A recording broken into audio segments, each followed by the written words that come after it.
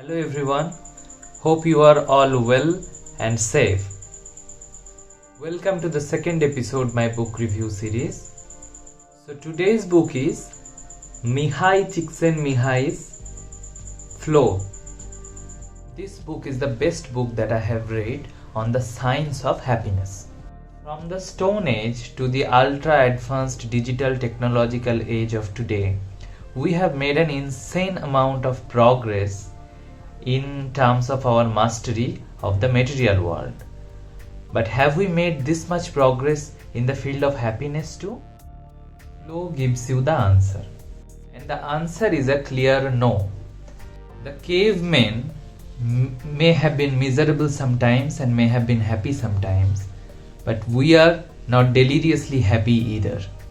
Mihaly Csikszentmihalyi goes through a lot of data to show that in the past century there was a time span when the income of the common people had tripled, but the happiness level or the subjective feeling of happiness had not increased that much. So what makes you happy? A seaside bungalow? A Tesla? A beautiful lady or a handsome man?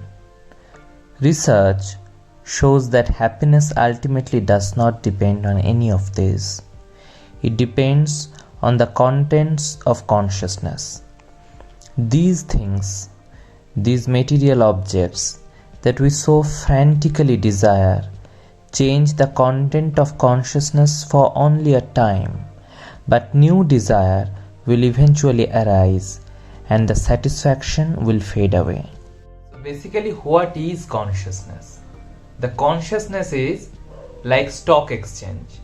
It's the clearinghouse of incoming stocks or outgoing money and incoming stocks. Consciousness is the screen where every information of the physical world is reflected. It is the light by which every dead information is lit up. Consciousness is the place where even the mind information are reflected. It is different from the mind. So it is basically the processor in which all the mind generated data like love, hate, judgment, anxiety, depression, and all the sensory inputs like touch, sound and vision are processed.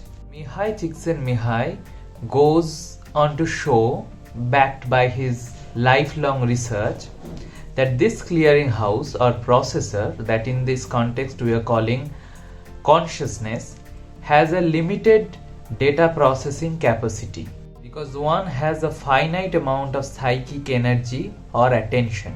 So this action or activity makes total use of your consciousness and leaves no space for anything else.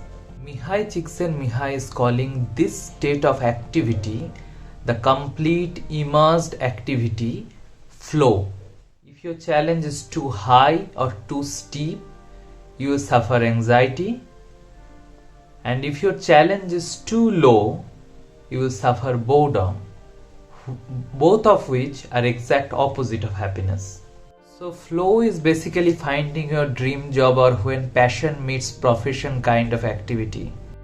The magic of the book is this book targets ordinary mundane daily activity and teaches you how to convert it into a flow activity. Imagine Sachin Tendulkar scoring a majestic double turn, or Roger Federer playing in Wimbledon final, or Usain Bolt completing 100 meters in record time. Athletes in their supreme form experience flow activity, and that is the peak of happiness. They achieve intense concentration on the sport. Their muscles and limbs, their bats and rackets solve the most complex puzzle involving mass, angle, velocity, target, etc. without them even thinking. Many athletes reports a distortion of experience of time. In this trance-like state, minutes and hours pass by in a blink. In this state, people lose the identity of self. The past and future becomes blurred and the present becomes intensely concentrated. The author, after a thorough examination of many successful people's life, goes on to explain that such people spends a humongous amount of their time of life engaging in such flow producing activities, and that is the key to their success and happiness. The rest of the book describes how the many spheres of life is converted into a flow producing activity.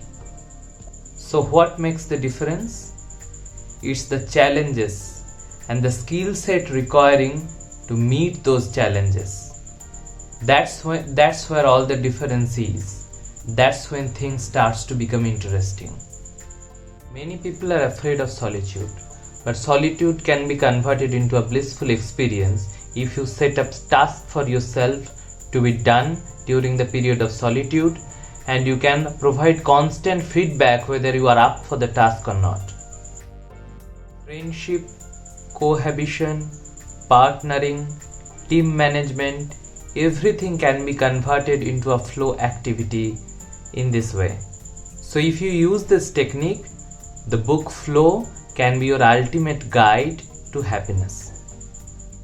If you think I am adding some value, then give this video a thumbs up and like, comment, share this video and subscribe to this channel. Goodbye.